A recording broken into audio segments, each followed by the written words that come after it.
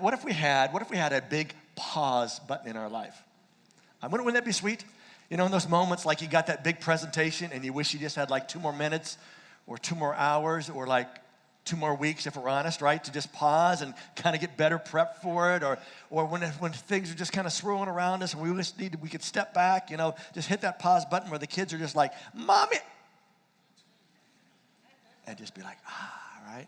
I mean, wouldn't it be sweet to have a big pause button? But we've been asking ourselves a really important question. And this is not a religious question. This is just a people question. But the question is this: would we use it? Because we've been asking ourselves, what if we actually do have it? Because I think we've been talking about this in this series, the idea that we actually do have access to this. And so the question is, would we use it, or would we just go on with our overstressed, overscheduled, overstimulated lives? Because if we're honest, we don't always hit the pause that we have access to. And we would talk ourselves, and if you were right now sitting next to me, you would say, well, Mike, I got a story, and you want to hear my story, and I'd listen to your story, and I'd go, wow, that's a pretty incredible story, right? But, and you want me to kind of give you a break and say, don't you understand? And I would say, I understand. You're unique, but you're not that unique. All of us kind of resist taking advantage of things sometimes because there's this other piece that swirls around in us. And I thought author Scott McKnight captured this so well when he said, we're hyper-entertained and yet always bored. We're always connected, yet perpetually lonely.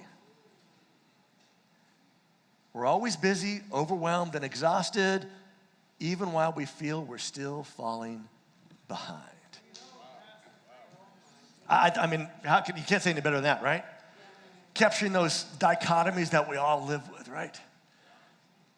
And so let me just ask you a question as we get prepared for this final message day. Is life out of control, exhausting right now? And there's probably some reasons for that. Maybe you've been through a lot recently. You know, maybe it's just been one of those summers or one of those, 6 months or like one of those years, right? Or maybe for you it's one of those decades, right? Where it just seems like just been through a lot, right? This happened and that happened. And just so many things, so many sort of these pressure points, and they all been happening. Maybe the routine you're on is just draining us, right? It just seems like this unsustainable pace, but what choice do we have? Because we're on this pace and we have this routine and we just have to show up and put out and somehow survive through it all. Maybe you've been fighting something or someone. I'm not going to throw that up. But just maybe you've been fighting, right? You've been fighting the cold, or you've been fighting some ailment, or you've been fighting some companies to try to get some benefits. Whatever it is, maybe you've just been fighting and fighting and fighting. It's just wearing you out. Maybe you've been spending all our energy in the wrong places, which, if we're honest, is really easy to do, isn't it? Because oftentimes the wrong places are the places that are the noisiest, the most demanding, and they try to pull us away from those other things. And so we spend all our energy on some small amount of things that don't really matter as much as the bigger things in life. And if any of those describe your life today, I just have a thought to put out there before we pray together, and it's simply this. Maybe it's time to give it a rest.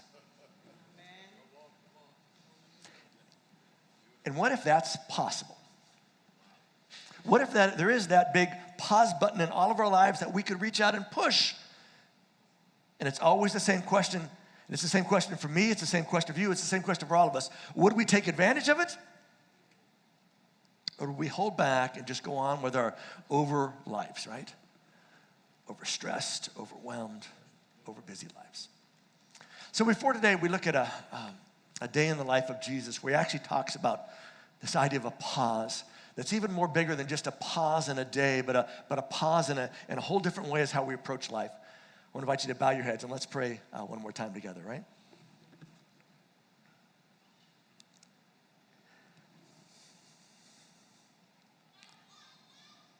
Father, I thank you for just, again, a place like this. The gift to be able to sit, to pause, to have some space around us, to have some quiet around us, to somehow maybe help our brains catch up with our bodies. And if today you can give us that gift, not only just for this day, but maybe help us begin to see a bigger way, a bigger picture of how maybe, just maybe, you have provided a way for us to have that all of the days of our lives. And if you can help convince us of that today, and if you can help move us and nudge us towards taking advantage of that today, this will have been time well spent. In your name, amen. Now here's something we all know intuitively. And that's simply this, that when we're tired, frustrated, in pain, we become, what's the words up there? Now this doesn't shock any of us, but it looks terrible up there, doesn't it? Because nobody wants to be saying, well, you're self-absorbed. It's like, no, I'm not self-absorbed. But let's be honest. When we're tired, when, we're just worn out from, maybe it was one of those weeks and just kind of piled up.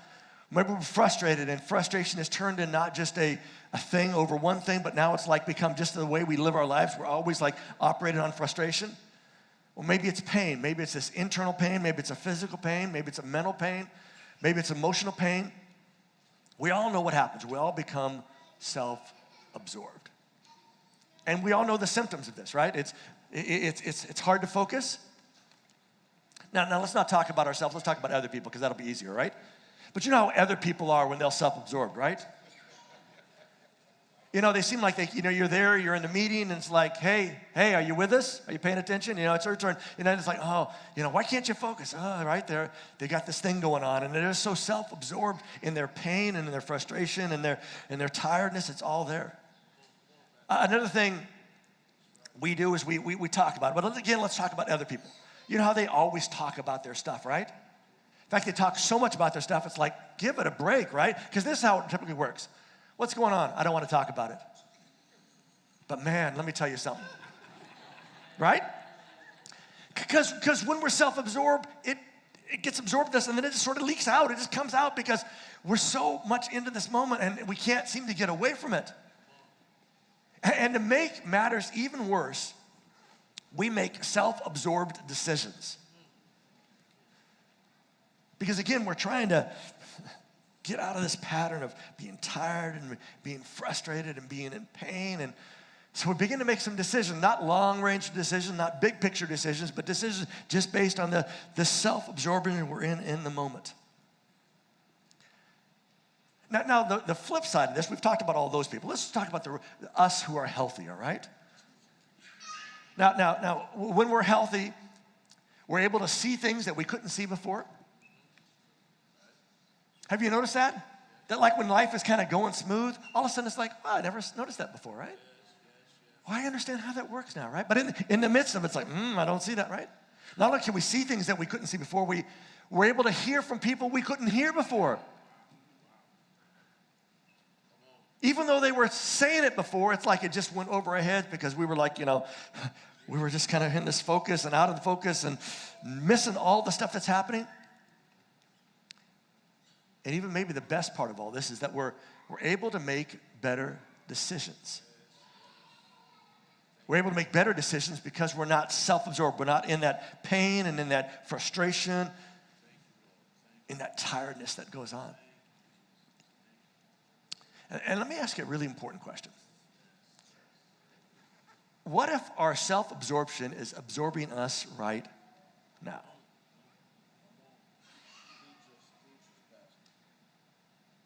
That's an important question because whether you're a religious person or not, this is a dynamic that impacts us all. It's a reality that whether we know it and recognize it is true, whether we embrace it is true, whether we even like the idea, it's true. And it's this, that the people closest to us experience the outflow of our in here and in here every day. Now, some of you, it hasn't sunk in yet, so I'm going to let that sit up there for just one more moment, all right? And think about that. And again, if it's too hard to think about for ourselves, think about that person, because all of us have a that person or like a number of those people in our lives, right?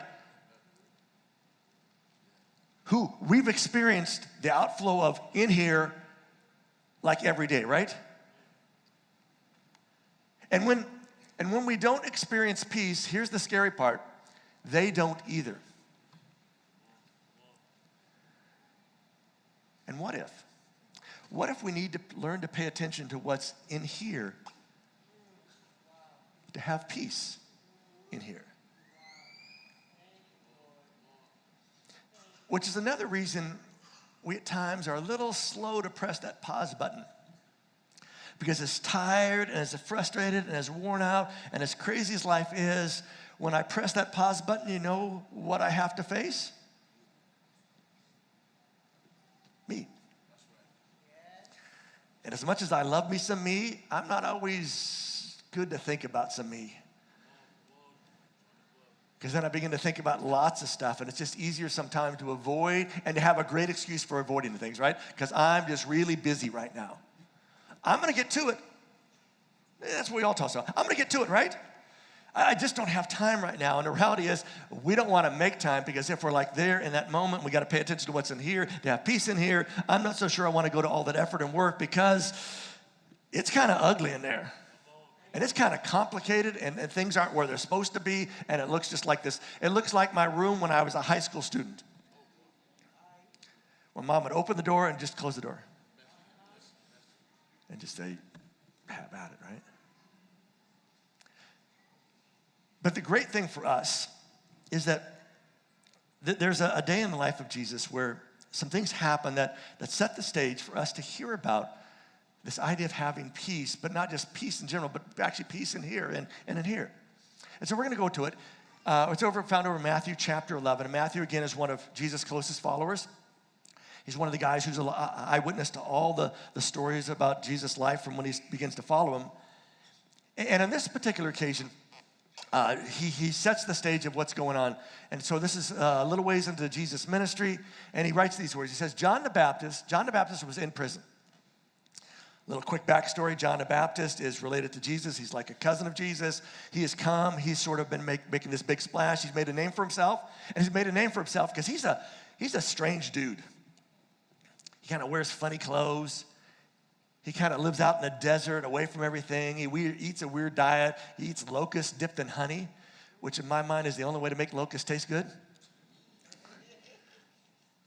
But you know, he's really harsh, right? He comes and he's straightforward. And he's just calling out people and telling them they need to get their lives together. And so John's got this thing, and he's done a few things, and actually he's called out the wife of the guy who's in control of that area, a guy named Herod.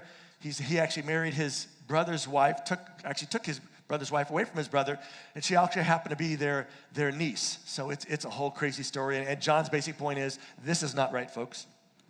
It's not right on like a ton of levels, which ultimately gets John in trouble. He gets thrown in prison, and there's a whole story that you can go read in another part of the Bible. But here we're just hear this news. John's in prison, and I think at this moment when John's in prison, he's like, wonder if I went too far with this.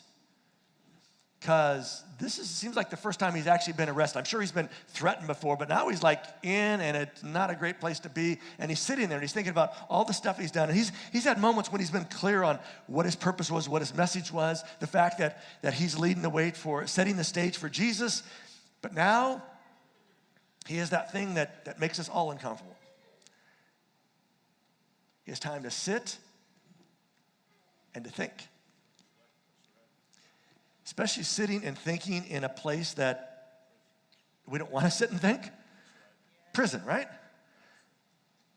And this is not the Club Med kind of prison. This is like bad kind of prison, right? And so John's sitting there, and he has these followers, these disciples. John had disciples. Jesus had disciples. Some of Jesus' disciples had been John's disciples. But he gets a message about what's happening, what Christ was doing, what Jesus was doing. So it says, John sends some of his followers, some of his disciples to Jesus. And he sends them on a mission. He says, hey, I want you to go find out something. In fact, I want you to ask him a very particular question. And so here's what they asked Jesus. Jesus, are you the one? Are you the one who is to come? Are you literally the words there, are you the expected one? The one not just what we've been waiting for, but like all of Israel's been waiting for. Are you the guy? Or should we wait for, that is, look for, expect someone else? Because John wants to know now, he's got lots of time to think, have I really just wasted a lot of time, a lot of energy, a lot of hope, and a lot of faith? Because he's in one of those moments of facing the reality of it doesn't look good for him, and he wants to make sure that at least he leaving something that made a difference. And if you go and you got to go real home, read this later. Jesus' answer is a typical Jesus answer. He doesn't give him a straight answer. I don't know if you've been listening to the C-SPAN and the congressional hearings off and on.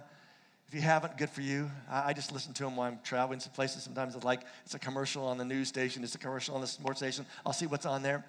And if you've been listening to it, people, every congressperson, every senator wants us direct answer. Just answer yes or no. And nobody ever gives a yes or no answer, right?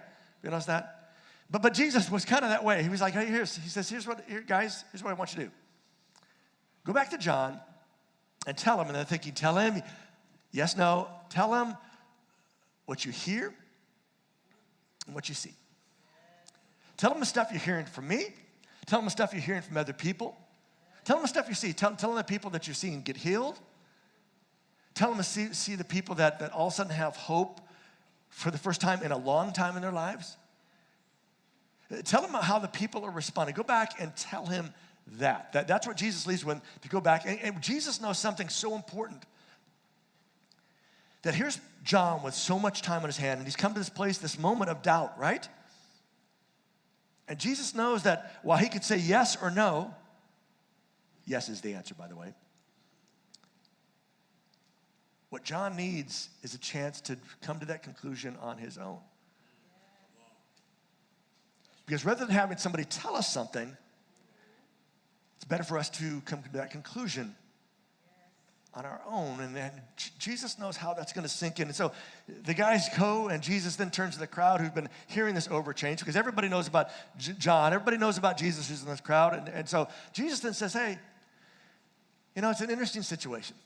John came, had this big following, had this really harsh, strong message, right? And the religious leaders, they were all like, John, you need to chill out. You need to just kind of calm your message down, right? Relax a little bit, John. You're a little bit too high-strung for us, right? You're a little too non-political. You just kind of say whatever you think. John, you need to back it down. But Jesus says that the funny thing is, when they talk about me, it's the other way. He says to John, they say, he's just some crazy dude that lives out in the desert. He's so far that way that he's crazy. But to Jesus, they say, your problem is you have too good of a time. You're always going to parties.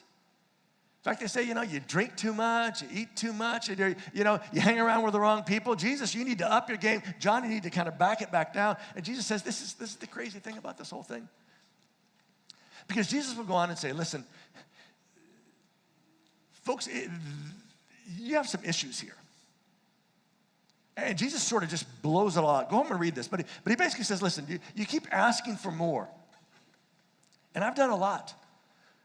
But you keep asking for more. And sometimes they will come to Jesus and say, hey, Jesus, show us a sign. And Jesus is like, another one? And Jesus knows another one is not going to be enough, right? Because Jesus also knows it's never enough.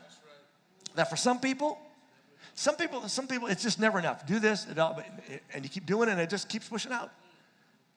And Jesus knows the reason why they keep asking for more and why it's never enough, and it's simply this, that they don't want to believe me.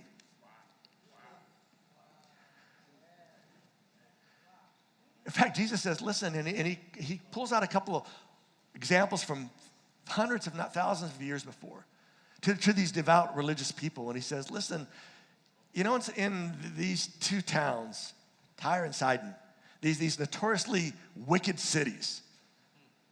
He says, actually, when the judgment happens, when judgment day comes, I got some bad news for you. It's actually going to go better for them than it's going to go for you. Oh, and Sodom, of Sodom and Gomorrah fame, right? That's no longer exists because God wiped it out. It actually would still be standing if they had the information you've had back then because they would have responded much differently. And he says, listen, ultimately, that's not going to go well for you.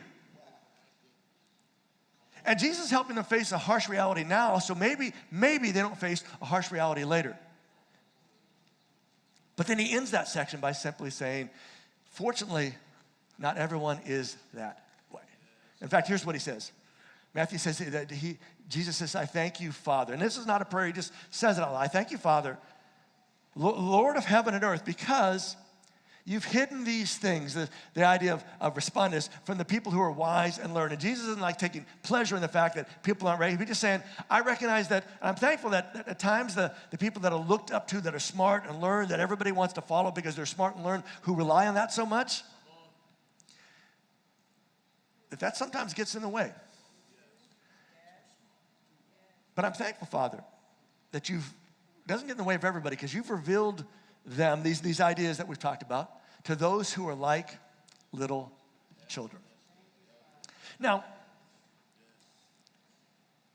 I wonder if Jesus was here today, if he would say it the exact same way.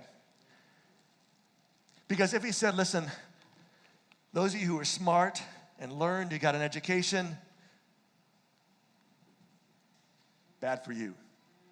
But you little bitty children out there, you toddlers, good for you. We'd be like, what's he mean, right? Because we all want to be the smart and learned, right? We don't want to be the little children, but Jesus is making this really important point. That knowledge is only good if it helps us understand life. If it's just knowledge that gets in the way, that's built in to be barriers and preventers, barricades, as opposed to open us up, that's not a good thing. And one of the great things about little kids, they have a tendency to believe things. When mommy or daddy says this is the way it is, there's a period when it's like, that's how it is, right? I may not like it, but that's how it is. Now, there is a later stage where it's like, why? I don't think Jesus is talking about that particular stage, right? But there's where Jesus is. And then Jesus gets to the heart of what we're going to look at today. And the interesting thing about this particular moment on that day is that Matthew is the only one who actually records what's next. The other guys who wrote about Jesus' life, some of them include the story before this, but nobody includes this one. And it's funny because if you've been around a place like this for very long, you've heard this part before. In fact, it's a pretty famous part, and most of us think like, well, that would be everywhere, but Matthew's the only one who remembers this and writes this down. And maybe that's because he had personally experienced what Jesus describes. Because when we get the description, you'll notice some of those things. Because the route about Matthew is Matthew had a past that still impacted his present. Because he had been a tax collector. Everybody say, boo. Yeah, one of those guys, right? But it was still impacting him. Even though he was no longer a tax collector, he had still been, Matthew was the tax collector, right? Because that kind of like got everybody a little side eye. Everybody kind of like, really? But here was the great part of Matthew's story. Yet it no longer defined him, even though it was still part of it. And the great thing is, though it would forever be part of his story. And here's the thing that Matthew records that nobody else records. Because after Jesus says, I'm glad you've revealed the little children, Father, then he makes this big invitation to the crowd. He says, come to me, all of you who are tired, or weary is the other translation of that word. All of you who have heavy loads or overburdened, which is like a lot of people, right? And then he makes this amazing promise. He says, and I will give you, what's the word there? Rest. And it's this interesting invitation after saying how, things aren't going to go so well, and, but I'm thankful God revealed. Then he makes an appeal to everybody, even the ones who maybe won't go so well for. He says, listen, don't miss this. If you're kind of just weighed down, and whether it's weighed down by, life, or whether it's weighed down by religious traditions and all that, because in Jesus' context, that's probably what he was hinting at. If you feel like it's a burden and it's just blah on you, come, and I'm going to give you rest. See, the reality is, and again, this is not a religious thing, but for all of us, we all carry some insecurity, some fear, some anger, some lust, some frustration, some confusion, right? In fact, if that list doesn't include something you carry, how about this? We also carry some erg. Everybody say erg. It's actually a word. It is actually a word. I first wrote it down. I thought, it's not a word. I actually looked it up. It's actually a word. It's a great word, yeah. It's basically like this, all those stuff that's in our life that are like, no, we can't really put our finger on, but just makes us uncomfortable and dissatisfied. Erg, right? But we all carry some level, some form of erg, right? And the great response to that stuff that we all carry, Jesus says, listen, just come to me, and I'm going to give you something nothing else can give you. And nothing else includes nothing else. Whether it's adult beverages, whether it's drugs of prescription or non-prescription form, whether it's success, whether it's fun, whether it's even a vacation. Because we all know this intuitively, while we enjoy vacation, it doesn't always stick with us for very long. In fact, normally like by the next day, you're the first day back at work, or definitely by the second day back at work, it's like, oh man. Last week I was fill in the blank, right? Sitting on a beach somewhere, enjoying the breeze and the quietness. And now I'm here back in my cubicle. And that guy over there is always so loud, and this guy over here plays his music, and this guy over here brings whatever that dish is that comes from his ethnicity that just stinks the whole place up.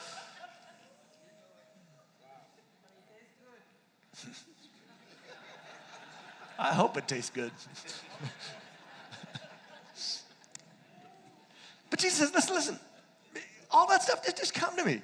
Because I'm going to give you something that nothing else can satisfy. Nothing else can give you. Even if it's success and all the stuff that we believe is going to give with it. And here's what he's going to give. He simply says, it is this idea of rest. This idea of rest in here. And his invitation is simply this, to come walk with me. In fact, he goes on and describes, Matthew says, he goes on to describe what that coming to him looks like. He says, just take my yoke upon me. And a yoke is describing looks like this. This would be more like this and this, right? So it's a two-animal yoke. It's not a one-animal yoke. It's designed for two animals, two oxen typically, to pull something. And so he's inviting us to be one side of a two-sided thing. To accept my teachings is another way to understand it. This idea of a yoke is the way he's leading. And to learn from me, because the idea is that in these yokes, they would take a young ox and put it with an old ox, and the old ox would school the young ox. Be like, knock it off, young punk.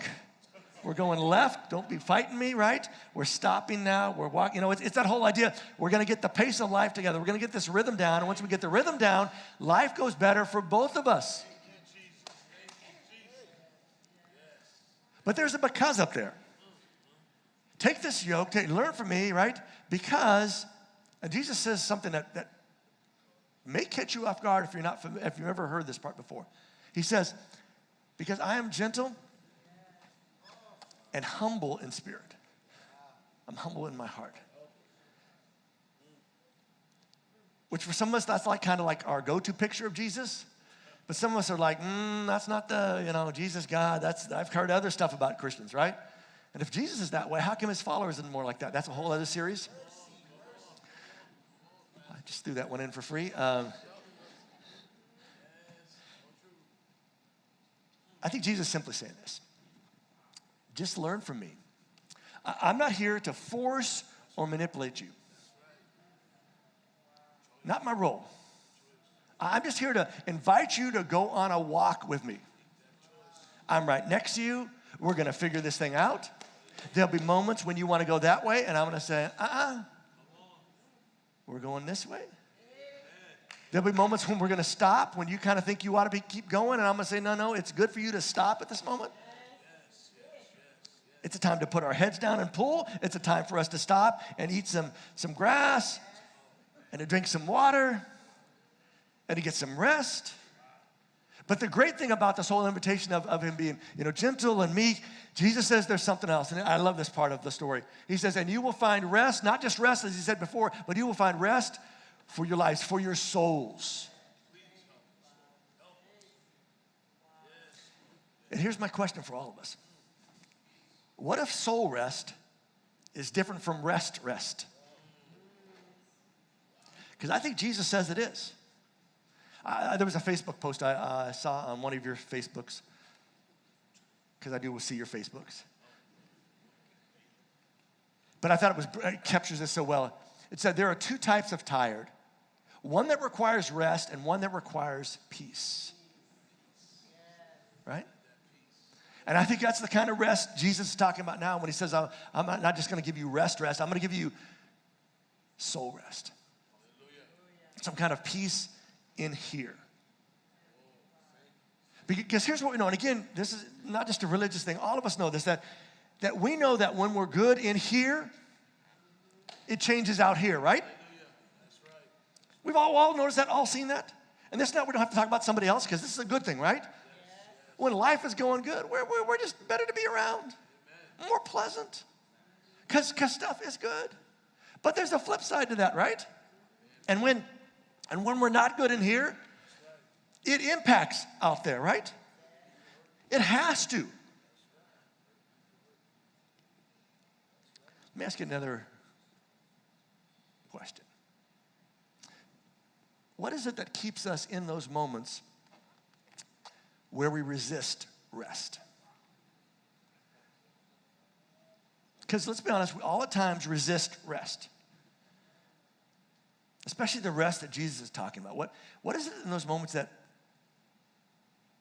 causes us to resist that rest? And again, we would all have our stories. And some of us would have stories like that would make all of us cry and all of us go like, man, I don't know. I understand better now, but I don't know how, right?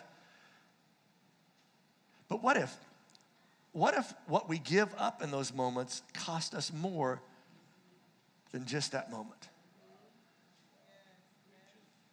What if our resisting that rest doesn't just mean we miss rest in that moment? What if there's a whole bigger thing that we miss out on all that? Because Jesus isn't done yet. Doesn't he just say, come in, I'll give you rest for your souls, right? He goes on and says, listen, the burden that I ask you to accept is easy, and the load I give you to carry, that my burden that I'm going to give you is light. And the truth of the matter is, we all are yoked up to something. And my question was simply, what's heavy are what's heavy are the yokes that we take on? I mean, you think about those things. The expectations, ours, theirs, God's, right? Some of us carry expectations that were instilled in us very early in life. Some of us have strived to meet those expectations. Some of us have strived to disprove those expectations. And sometimes those expectations have become now our expectations. Sometimes it's other people's expectations.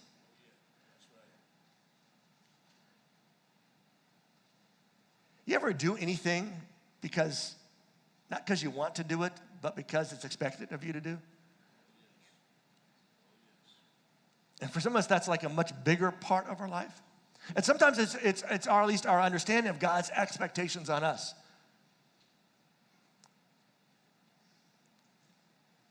And for those of us that consider ourselves followers of Jesus, some of us have different considerations of what those expectations are. And for some of us, those expectations are so huge that we believe that we have to be perfect in order to make God happy. That's a high expectation. And if you've ever been around people like that, there are some who believe they've gotten close, which is like crazy, right? But there's other yokes we take on. There's commitments we knew we had no room for, but we said yes to anyways because we needed to, we had to, we should to. We have unhealthy relationships that take more than they give. Some of us have been dragging that dead body around for a long time, right? I'm not speaking directly to you because I don't know your story, all right?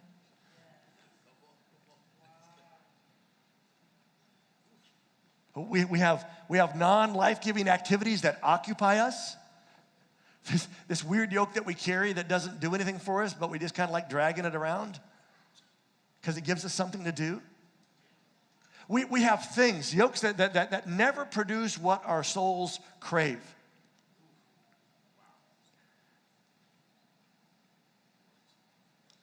And what have we yoked ourselves to? And I think Jesus would simply say to us, listen, if our answer feels bulky or burdensome, we're yoked to something other than Jesus.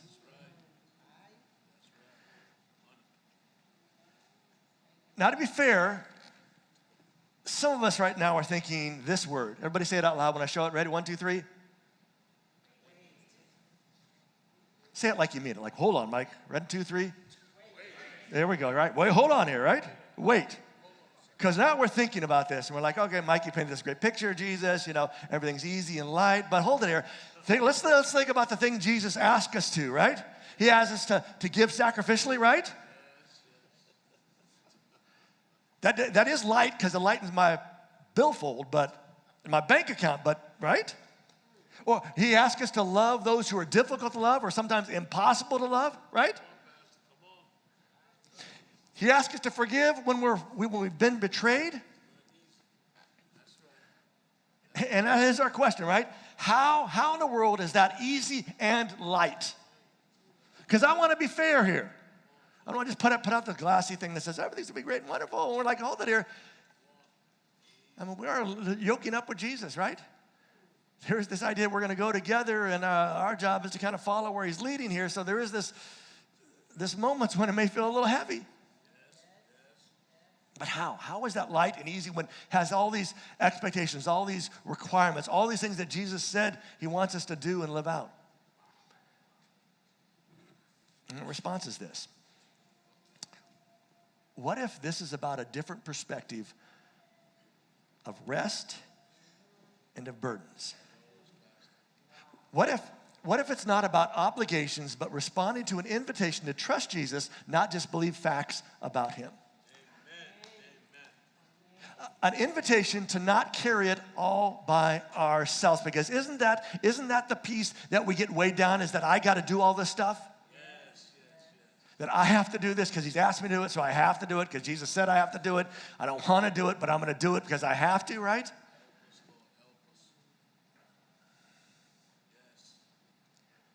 But here's the great thing, what Jesus is saying. He's simply saying, if you will follow me, here's a promise.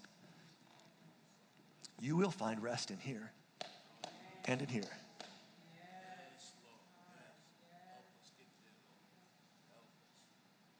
And my question is simply this. Is that worth a try? Because what if there's a better story waiting for us?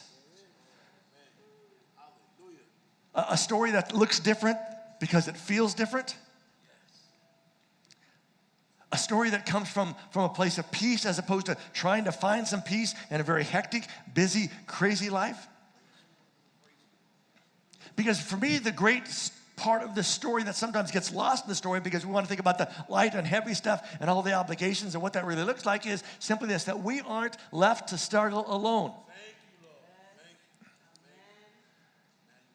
That the picture of take my yoke is a picture of I'm there with you.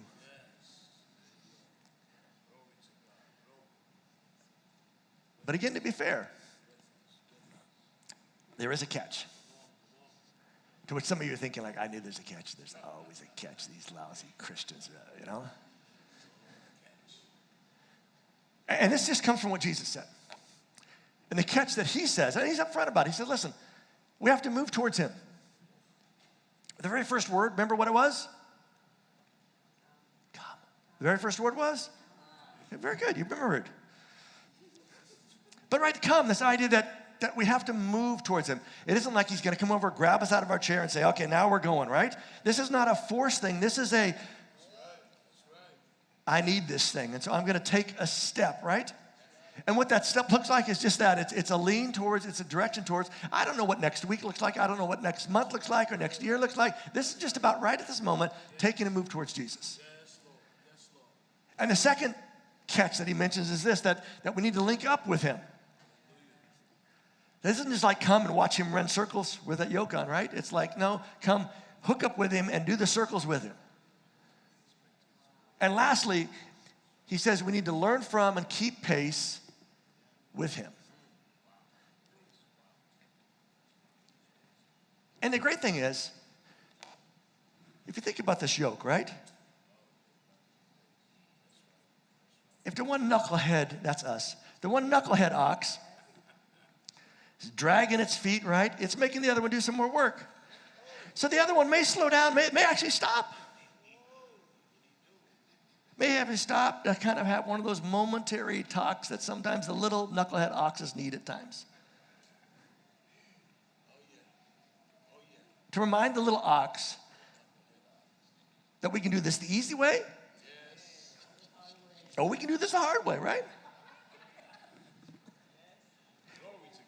And that's actually a very compassionate thing to say to the little ox. Because the older ox could just sit down while the other one's moving. And tell him, keep dragging. Because you don't want me standing back up, right? And taking control. But here's the reality. Someone or something will determine our pace. In fact, someone or something already is determining our pace. It could be compulsion. Sort of this inner drive or inner longing or inner expectations. Could be our career. You know, I'm doing this because I got to get ahead, and once I get ahead, then I'll settle down, because that's what we always tell ourselves. It'll slow down once I get there, right? Could be our culture and all the stuff that our culture puts on us. So often competing messages, right? But either compulsion or career or culture will drive us to our limits. Or we'll learn to walk in pace with Jesus. See, what if rest is an orientation more than a destination? What if it really is about putting ourselves in a space and a place where that can happen? And what if the putting ourselves in that place or space happens when we simply come to Jesus, when we link up with Jesus, when we begin to learn and to get our pace of life from Jesus? Because what if Jesus said on that day 2,000 years ago is true? What if in doing what he invited us to do really does bring us peace? What if it really gives us not just rest, but soul rest?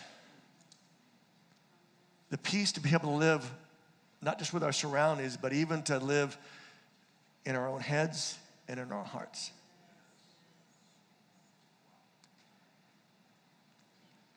Now, we don't normally do this, but we're going to do it today. And it's a simple invitation. If you'd like to at least try what that might look like, I invite you just to stand for a moment. And don't feel like you got to stand because everybody else around you is standing. But if you'd like to stand, I invite you to stand. And I'm not going to give, we got one more. I'm not going to do that thing. We're just going to ask you to stand, and I'm going to pray, all right? As we wrap this up today. Jesus, I thank you. I thank you for an invitation, while it is 2,000 years old, is still as relevant today as it was then. because we live busy, crazy, hectic lives. And not only do we long for a pause, not only do we long for rest, we need that peace within ourselves. And I thank you that your promise is true and sure, and I pray that we can experience that this week now in your name. Amen.